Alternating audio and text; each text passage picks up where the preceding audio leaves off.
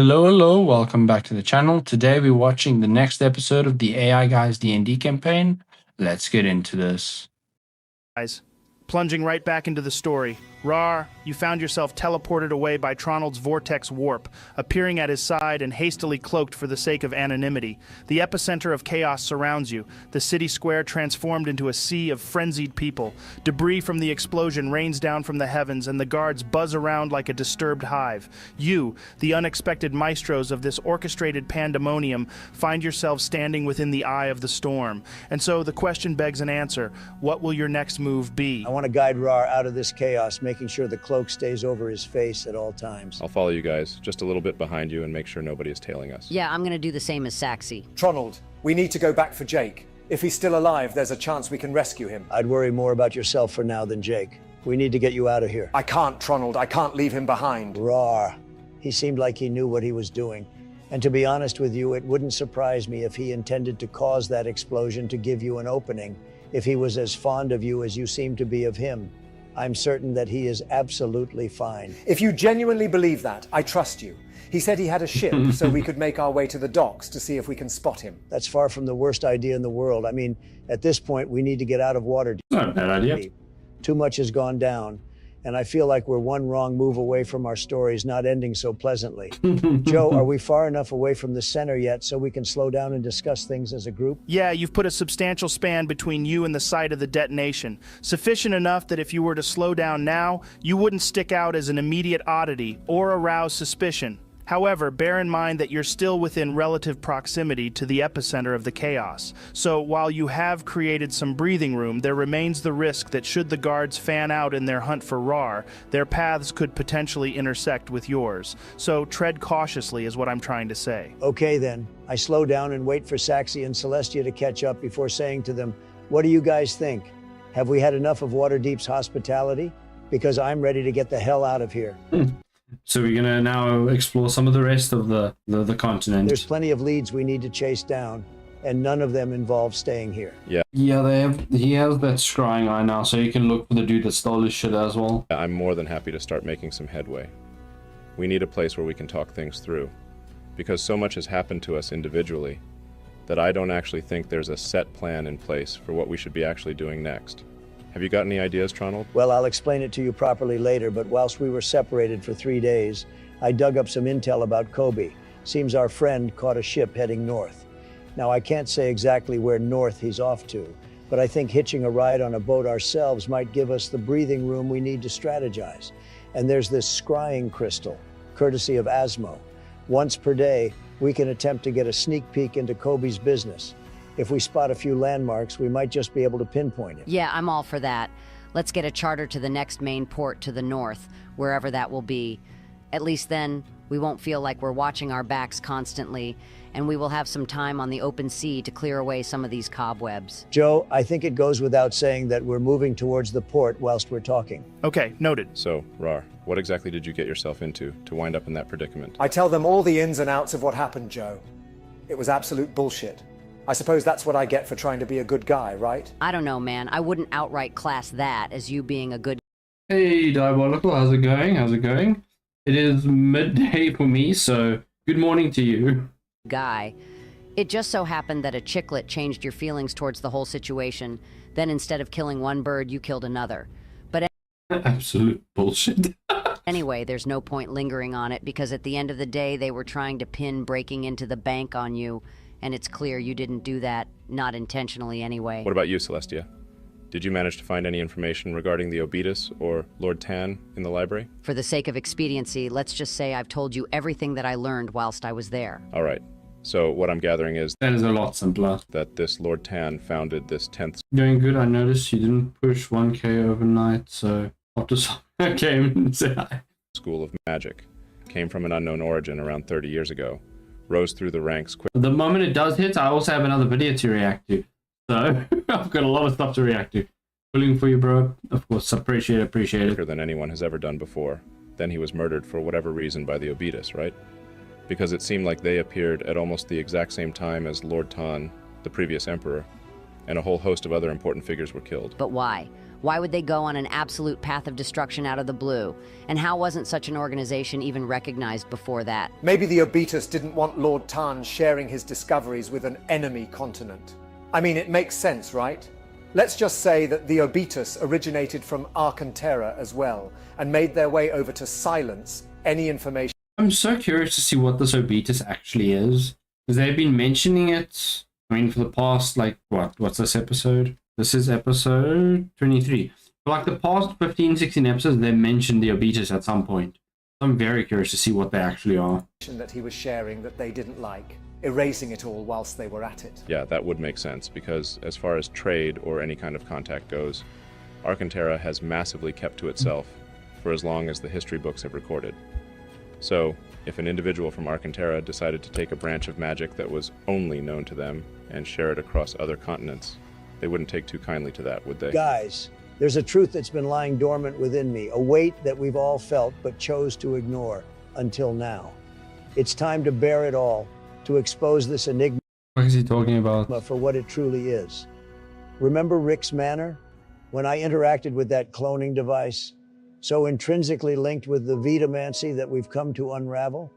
A part of me stirred, awakened from a deep slumber. This phenomenon returned during our 3-day separation when I delved into the scrolls we took from that chest that the beholder was guarding. I lived another's death and observed a betrayal as if through his very eyes. My question to Alexander only deepened the mystery. His cryptic response hinted at me being some form of perfect replica. This revelation, it's been circling around me for a while now. I am Lord Tan, or at least an echo of him, imbued Interesting, that's not what I got from that, but okay. with slivers of his memories and fractions of his power, brought into existence by arcane methods beyond my understanding. The likeness of Asmo Prime's modified simulacrum or the creation of Kobe. But the words Alexander chose, magic never seen before in this world, insinuate something far more powerful, far more extraordinary.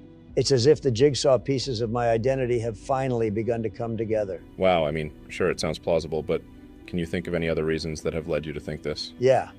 When I spoke to Charismatic Asmo on our 3-day break, he told me that he feels like he has known me his entire life. In the moment, I chalked it up to me being the friendly guy I am. But looking back on it now, I feel like it's almost too obvious. I do feel like he's like being way too main character at this point. I don't know if this is just him being narcissistic again and like trying to be the main character or what's going on. But there's definitely something weird going on with him, that much I know. Lord Tan taught Asmo Prime, right? He mentored him and showed him the way of magic. It all makes too much sense. Yeah, if I'm being honest, I've been thinking the same thing for a while now. Obviously, there's all these details that add up to a perfect answer, but then there's also your name, Tronald. It is literally an anagram for Lord Tan. Wow, you're not wrong. I can't believe I didn't think of that. Oh, I didn't even understand that either.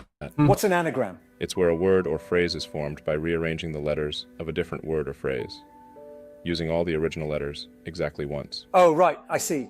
Yeah, I feel like we massively overlooked that. All right, so let's say that Tronald is a variation of Lord Tan, but what exactly has that changed? What information does that give us that we didn't already know previously? Well, I guess we know why Rick tried to kill us, to finish off the job that the rest of them started by killing me. And if Kobe is working directly with Also, how the fuck is he still alive then? them, then there's a high chance that he's passed on that information, using my arcane focus as proof of that. I can't quite wrap my head around it, Tronald. The puzzle pieces don't quite fit together. Why would a covert group of assassins, operating from an uncharted, unknown territory, journey all this way just to slay Lord Tan, raze an entire city to the ground, eliminate an emperor, and claim hundreds of other lives, all in the name of preserving their secret? Only then to exploit that very secret, the Vitamancy, to clone beings for the purpose of resurrecting Vecna and beckoning Orcus. The logic seems contradictory. Their actions starkly oppose their supposed objective of maintaining secrecy. So what you're saying is that you don't think the Obitus were the ones that killed Lord Tan? Even though everything Celestia read about indicated it being them who committed the atrocities? I understand where Saxy is coming from. Think about it, Tronald. Rick was a member of the Obitus, that much we know. He showed absolutely zero recognition of you and had no interest in focusing on just you when you guys were fighting. Hell, if I was a member of the Obetus and I randomly saw one of our prime targets from the past walking around, I'd make it my absolute goal to focus that individual, not try fight everyone at the same time. Then why would all the information you read in the Platinum Sanctum imply that it was them who did it? It didn't really imply it, though, did it? The timings matched up. Sure, but there was no direct information saying without a doubt that the Obetus were the ones who killed Lord Tan. If anything, it makes this whole situation more suspicious. I mean, the Platinum Sanctum is reserved for individuals who have been personally invited by the Emperor, whilst the Golden Archives are for everyone else that isn't on that select list, no matter how much coin you have to throw their way. Not only was the information about Lord Tan totally mismatched when it came to what was available in the Golden Archives compared to the Platinum Sanctum, but the Obetus wasn't mentioned at all where it was available to the public. I feel like there is a big cover-up going on with something here, and I haven't got the absolute faintest idea of why or what. Guys, I'm so fucking confused. Have we decided if Tronald is Lord Tan or not? Yeah, I'm also confused. So much fucking shit is being said right now. Yes, Rar. We think he is, but that's not what we're discussing at the moment. We're trying to figure out the reason behind his original form's death, and what the hell it's got to do with the Obetus. My mind's absolutely gone, guys. I feel like we're trying to complete a puzzle with only a quarter of the pieces. For all we know, we're coming to all the wrong conclusions about everything. And I'm sorry to have to make this whole thing even more confusing, but when I was in the Mythos Citadel, that Lady Alara, whose form I took on, she knew me by name and was specifically sent there at the behest of the new emperor. I say new, but I suppose he's been emperor for the last 20 years now. But why did she know my name, and why the hell was she in Waterdeep? And if she did have any remote idea of what I was doing there, why didn't she stop me? I don't like this at all. Guys, it's clear we're only going to confuse ourselves here. Let's break it down to things we can actually control. So, what would help us have a better understanding of everything? Speaking with Asmo Prime could prove enlightening. Undoubtedly, he holds clues to this mystery. The Emperor and his council could offer some knowledge as well. Yet are they worthy of our trust? Dare we share our secrets? One wrong word and we could walk straight into a trap. For all we know, setting foot in the capital could spell instant doom for Tronald. Hell, how are we even sure that Asmo Prime can be trusted? It's not as if charismatic Asmo was all there with his own memories by the sounds of it. It feels as though we are players in a grand game of chess, and we are so seriously disadvantaged that it's Isn't that what D&D is? Like, just exactly that? beyond a joke. Our opponents can afford errors, but we can't make a single false move. One misstep, and it's checkmate for us. One misplay, and we lose.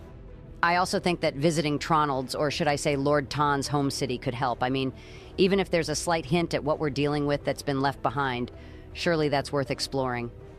Joe, did the information I read in the books give details on whether the city has been repopulated since its destruction? The text you scrutinized spoke nothing of revitalization. The city, it appears, has been relinquished to the grip of time, lost, forgotten.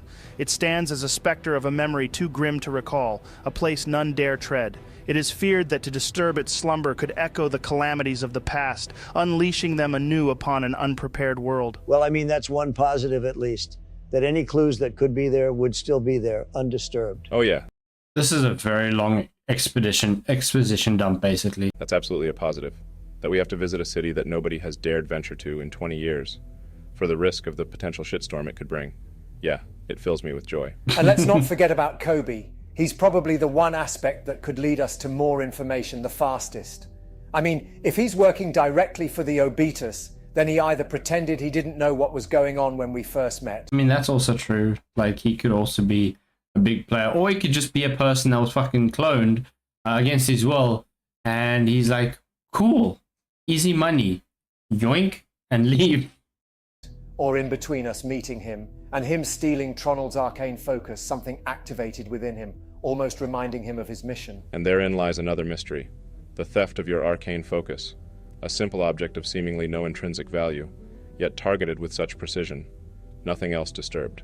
If we accept the premise Oh, did he not steal money as well? Oh, that interesting. Tronald is Lord Tan, could there be a possibility that some resonance within your focus is a key to the Obetus's puzzle? Could it be the missing piece in a grand scheme they couldn't execute without it? Or is it a lure, a ploy to draw you into their grasp? Even these suppositions assume we're following the correct trail. It's a web of uncertainties, a game of shadows and illusions. And then there's that Dalter. If he was as big of a key to their goals as Rick was mouthing off about, then they will be on the move, hunting him down as we speak. Hell, they might already have him. And if they have him, then that means any information we disclosed to him prior to him fleeing is now in their hands. Off the top of my head, I can't recall him having access to any information that could cause problems for us. I mean, apart from your existence, that is. But then Kobe knows that information as well. But let's just say, for argument's sake, we managed to get to Kobe and silence him, one way or another. Then that would keep Tronald's secret safe. At least that would be the case if they haven't found Dalter yet. Yeah, that sounds plausible. The only problem I'm seeing is that the guy had a 3-day head start on us, and we don't have a clue where he's heading specifically. The only hope we have would be that he doesn't either. Which sounds highly unlikely if I'm being honest. Regardless, he's still our best lead on whatever the hell we're supposed to be doing. So we start there. Joe, how far away are we from the docks at this point? Maybe around a 10-minute walk. All right, we'll just hurry on over there then and get ourselves a ticket to the north. Are you guys wanting to travel? I wonder if they're going to find, because they were mentioning Jake Eagle earlier, I wonder if they're actually going to find his ship to fucking steal and just fuck off with that. At normal speed, stealthily, or fast? I mean, it's 10 minutes, right? So if we did it stealthily, that would make it 20. Shall we just go stealthy, guys? Because we don't want to rush into this now and screw it up at the last second. I'm happy to do whatever, Tron. Yeah. Both options have pros and cons. But I'd rather be aware of what's around us as we Stealthy is the better option at this point in time, but like, proceed, rather than rush in and get caught out. Yeah. So sure, let's take it slow. Stealthy is stealthy is the smarter option. Okay, guys, I'm going to need you all to roll stealth checks. This will be a group stealth check, and it will determine whether anyone spots Rar whilst you're making your way through the city streets. That's a 13 for me, Joe. Oh, excellent. That's a 5 for me. And an 18 for me. I rolled a 14, Joe. Nice. So as a It's a decently high roll as a group. Yes, Raw fucking rolled like shit, but group, you feel like you're relatively well hidden. As you thread your way through the city's maze-like lanes, and then Raw just steps on the thing blocking him and then just fucking trips and falls, and then everyone sees him. Pandemonium that reigned in the main square dwindles until you find yourself in a sector apparently oblivious to the upheaval. The quietness of these pathways is a sharp contrast, and you tread with caution, eyes lowered to avoid any undue attention. Gradually, the ground beneath your feet begins to slope, guiding you down a steady decline for the next few minutes until the expanse of the docks unfurls before you. Before you stretches the vibrant pulse of Waterdeep's maritime life, the docks. The clamor of seagulls fills the air, mingling with the rhythmic slosh of waves against the hulls of numerous moored vessels. The sunlight dances on the water's surface, creating a sparkling canvas that I will say he's very good at like making atmosphere and like describing the environments. Whoever wrote this, obviously the person that wrote this, the AI guy himself, he did a very good job with how he actually wrote and had the AI speak this out, because it's done very well. Stretches out to the horizon. The scent of brine and wood hangs heavy, punctuated by the occasional wafts of street food from nearby vendors. From modest fishing boats to grand galleons, the diversity of ships is breathtaking. They huddle together, their masts reaching up like a forest of weathered timbers, a symphony of fluttering sails and pennants marking their origins. The docks themselves are a swirl of activity, with dock hands loading and unloading cargo, sailors mending nets and rigging, and vendors attempting to peddle their wares to every passerby. So how are we going to do this then? Do what? How do we go about engaging these sailors for passage? Saxy, we don't engage the sailors. We'll need to parlay with the person calling the shots to secure a spot on one of these more commercial vessels. Alternatively, if we're aiming for subtlety, we could try to curry favor with a first mate or captain of a private ship. A good clink of coin in their palms could ensure our speedy departure. I really have no preference whether we go on a passenger ship or try board a private one. What about you guys? I don't know, dude. I mean, both have their pros and cons. The real question is which one will provide the smallest opportunity for Rar to get himself into shit. What do you mean? Well, if none of us care, let's just see how long before the next departure on a passenger ship will be. And if it's taking too long, then we can start asking around some I feel like a private ship would be easier and quicker. more, because my gut feeling is that the passenger ones will be cheaper. Still cringing at the thought of your That's true. coin purse lightening up, huh, Tronald? Celestia, I really don't need you riding my ass on this as well. I'm not trying to ride your ass, dude. Yes, you are. You're trying to be funny by mocking my smart spender attitude. Case in point, ass rider. I mean, sure, whatever, but I'm really not trying to. Being smart with money is a good thing, though. Like, you don't Not riding fucking his waste ass, money. Celestia. Don't be jealous, Rar. It doesn't suit you. Why would I be jealous? You know why, you dirty dog. I'm going to be honest with you, Celestia. You're starting to make me feel really uncomfortable, and I want you to know I don't appreciate it. I don't appreciate it in the slightest. Well, tell your boyfriend to stop jumping to your defense at every opportunity then. I think Rar can speak for himself whenever he wants to. Thank you very much. Yeah, plus I ain't no boy. I'm half man and half orc. That'd make me his orc man friend. Oh, well, in that case... Oh my god, shut the Orc man friend. What the fuck up, please. Ass Rider. Joe, can I see any guard presence in this area? Make a perception check for me, dude. Okay, that's a natural 20. Saxy, what do your half-elf eyes see? Tronald, I Nice. want you to know that the quote wasn't lost on me. I just don't think it's the time or the place to be making Lord of the Rings I didn't realize that he was a half elf. Oh, fuck. There's always time for Lord of the Rings references. Fair enough. Yes, there is. I'm just surprised that he didn't use the AI to make him into a half elf, because, like, at least Rara looks like an orc. Joe, what do my half-elf eyes see? Saxy, with a natural 20, you become keenly attuned to the relative tranquility of the docks. The guard presence here is a mere shadow of what you'd expect, an obvious consequence of the explosion's distraction, drawing them away from...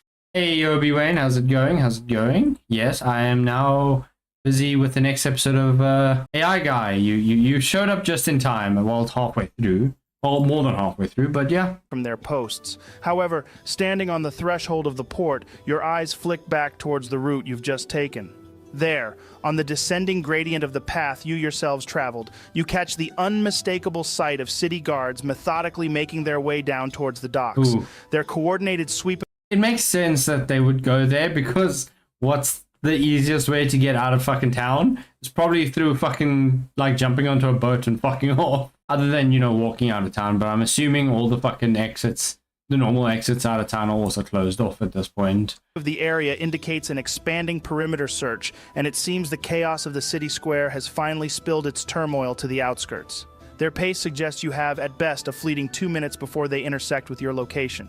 The avenues of escape are decidedly limited, the city at your back with guards approaching, and the sprawling openness of the docks laid out before you. So, what do you guys want to do? Quick, guys. We need to make our way down before the guards reach us. Let's make our way down then. Progressing into the heart of the docks, the once sloping path transitions to a level plain.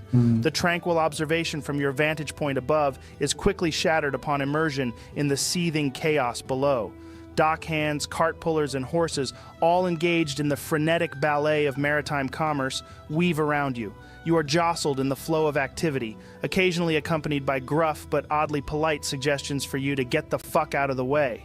In the midst of this organized chaos, some 200 feet away, you spot a modest... Sorry about that. In Crimson Desert, I don't say get the fuck out of the way. I just run through them. structure. The officious-looking building appears to house the dock's harbor master, the individual responsible for the management and chartering of ships. So, who's going to go over and speak to the guy then? I'm more than happy to be the spokesperson for this, unless you think the situation calls for us to send in the Ra. No, I absolutely God damn it, no. do not think that that would be appropriate or necessary. Well, in that case, Joe, I make my way over. Tronald, navigating the hive of I feel activity... like that would be the worst case scenario, because you just bring fucking more chaos and sort of alert the guards to where he is. that is the dock side, you lead your group through the whirlwind of dock workers, dodging swinging crates and anxious horses. You proceed to weave a snaking path through the chaos, with your destination eventually looming before you, the harbor master's outpost. The outpost is an island of calm amidst the bustling seascape. The smell of weathered parchment and salty air wafts out as you step into its welcoming embrace. Maps, shipping schedules, and letters of transit decorate the walls, detailing the intricate ballet of commerce performed here daily. At the center of it all, behind a desk strewn with ledgers and nautical charts, sits the harbor master. He's a broad-shouldered man, his skin weathered by sea winds and sun, and his eyes carry a sharpness that speaks of many years navigating both ships and the politics of the harbor. His graying hair is tied back, and his hands, as they shuffle through a ledger, are as weathered as old sailcloth, revealing a lifetime of hard work. As you approach, he looks up, setting down his quill. A small smile breaks across his Is this also going to be a cameo of an actual person? face as he leans back in his chair, studying you with an appraising eye. Well, he says Yeah, that's not anyone that I've ever fucking seen in my life. in a voice as deep as the harbor. That's an actual just random fucking character. I don't get many wizards in here. How can I be of assistance But he's got 4 fingers on one hand. today? Old school fucking 2 years ago AI clearly still had fucking issues. What do you mean you don't get many wizards here? I'd imagine a port would be a bustling hub for wizards. darting off on political errands or seeking the thrill of adventure. Anyway, how did you know I was a wizard? The dockmaster Pretty obvious. chuckles lightly, his weathered hand motioning towards Yeah. Well, the robe and staff do paint a certain picture, friend. And don't get me wrong, I mean, technically, a sorcerer can also have a robe and staff. we get our fair share of magically inclined individuals here and there, but they typically have pre-arranged private voyages. Plus, let's be honest, they tend to prefer their flashier ways of travel, teleportation and whatnot. I don't mean any disrespect, but you arcane folk always seem in a rush, darting about as if time itself be nipping at your heels. You know, it's funny you should say that because we are actually in quite the hurry to make our way out of Waterdeep and to the north. When will your next passenger ship be leaving? Ha, I thought as much. But north, you say? That's a pretty broad compass point, friend. You're gonna have to be a bit more specific. You thinking a gentle swing northwards, like the town of Fane? Or are we talking about a hard northerly trek towards the outposts of Eiseltrost? I'm going to be honest with you, buddy. I don't have the foggiest. Me and my comrades are just wanting to get away from this city life for a bit and enjoy the clean country air. Well, isn't that just as good of a reason as any? All right then. I've got a smaller vessel heading out. Yeah, they're sort of running from the guards. But I don't think he wants to say that, because that might cause problems. Out to Fane in around 2 hours. They're loading it up as we speak. That'll take you around 2 days and cost you 4 gold pieces for anyone who's traveling. Excellent. Then I'll take 4 tickets for passage. Whilst we're here, I'm looking at all of the maps behind you. Is there any chance you've got one for sale? Do I have one for sale? Absolutely. We've got plenty of those around. Now the question is, are you looking for a snapshot or a panorama? I've got a neat regional map here, shows you the ins and outs of our fair corner of the world. But if you're thinking bigger, I've got a world map as well. Full lay of the land as far as any soul has ventured. Now bear in mind, more detail means more coin. The regional map, that'll He's not going to spend more coin. set you back 150 gold pieces. But the world map, that's a whole other story. We're talking 500 gold pieces for that It makes sense, I guess, but damn, that's a lot of fucking gold. one. So, what'll it be? Holy shit, that's expensive. I mean, you're right, it is, but you can't put a price on knowledge. What are you thinking, Tronald? Because I think we should go for the world map. Tronald? He's probably in shock. I mean, the guy wouldn't pay a couple of gold for his own room. Now he's just been presented with the idea of us as a collective spending 500 gold. Maybe we should give him a couple of minutes. I'm not in shock, Celestia. I was merely considering the remarkable advantage of possessing such a comprehensive world map on our journey. Yet there is a small obstacle, the cost. I appreciate the painstaking efforts of the distinguished cartographers who crafted this work, and I recognize the complexities involved in your line of business. Dealing in commodities is not a straightforward task. My pointy hat goes off to you. However, we both comprehend the fundamental principles of commerce, don't we? On occasion, a lower price can assure a sale where a high one might deter. Supply and demand, as they say. Therefore, here's my proposal. I offer Bargaining. 380 gold pieces for both the world map and safe passage on Oh, fuck. the ship as discussed. This arrangement sounds more than fair, don't you think? And here we go. I'm gonna need you to make a persuasion check for me, Tronald, to see if you can successfully barter him down from 516 gold pieces to 380. Damn. Nope, I'm going to use a lucky. That's better. I rolled an 18 total, Joe. The harbor That's not a bad roll. That I would as a DM be like cool. master strokes his beard thoughtfully. Or go into further bargaining to increase the price, but obviously keep it below the original mark. His eyes narrowing a bit as he takes in your proposal. Like jumping just to straight up 400. Well gold. now, he says as he leans back against his desk. That's what I would do as a DM. You certainly have a way with words, don't you? But consider this. Why should I rush into selling my maps? You see, I'm quite at ease knowing they are in demand, and they will eventually find their rightful owner. His eyes are now gleaming with a mixture of amusement and challenge. What's your counter to that, wizard? I can tell you're wanting to use suggestion, dude. Don't do it. Just pay the man his 500 gold, and let's be on our way before we start any more unnecessary shit. Hush, Saxy. Tronald's about to show us how bartering is done.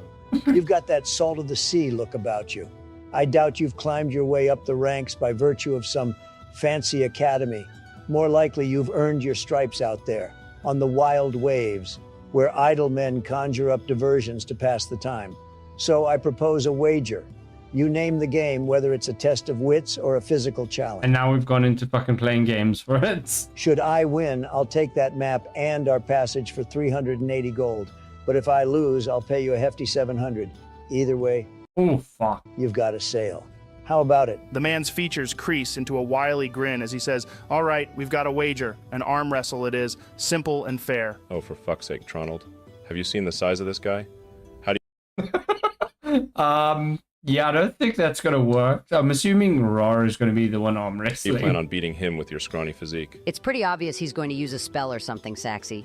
If there's one thing I've learned about Tronald, it's that he's always one step in front. The man continues, "But don't think I'm some gullible sea rat. I've seen my share of your kind, wizard." His grin broadening more and more with every passing moment.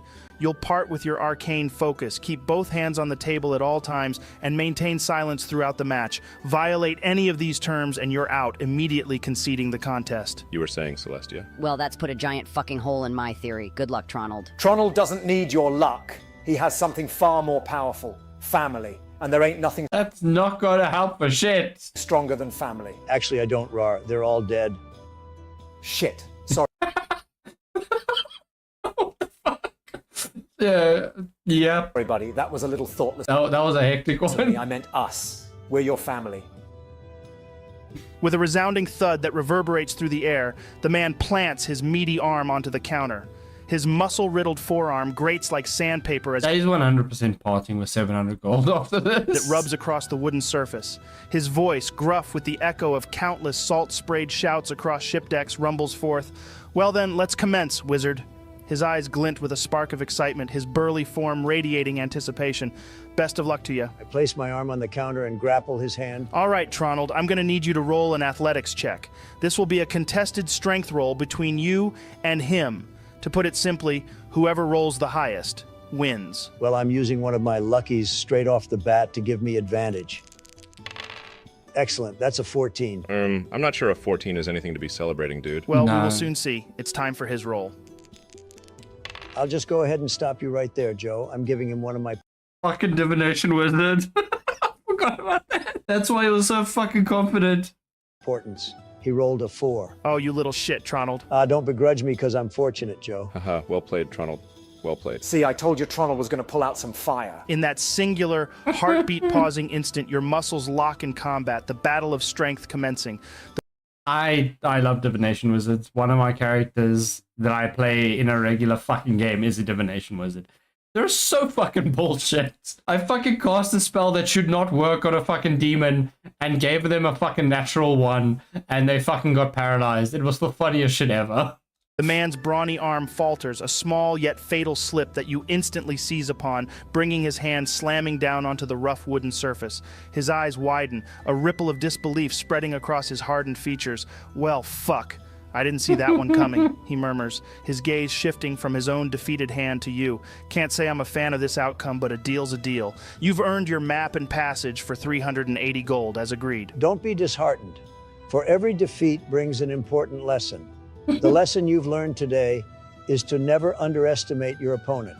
For even when the odds are stacked severely in your favor, you must remember, the balance of fate is delicate, often unpredictable, fuck. and even the slightest deviation can topple the towering certainty of victory. I'm sure Okay, that was fucking wild. I did not expect that outcome. Legitimately, I did not expect that outcome. Well, that was the AI guy, episode 23. I enjoyed the fuck out of it. This is always fun to watch. Go give him as much support as you guys can. He's been unfairly demonetized with inauthentic content, as YouTube likes to put it. So yeah, no, YouTube fucked him over as well. He's got 54 fucking K subs, and they fucked him over. Thanks guys for watching. If you guys enjoyed, like, sub, and comment down below. And I'll see you guys in the next video. Goodbye.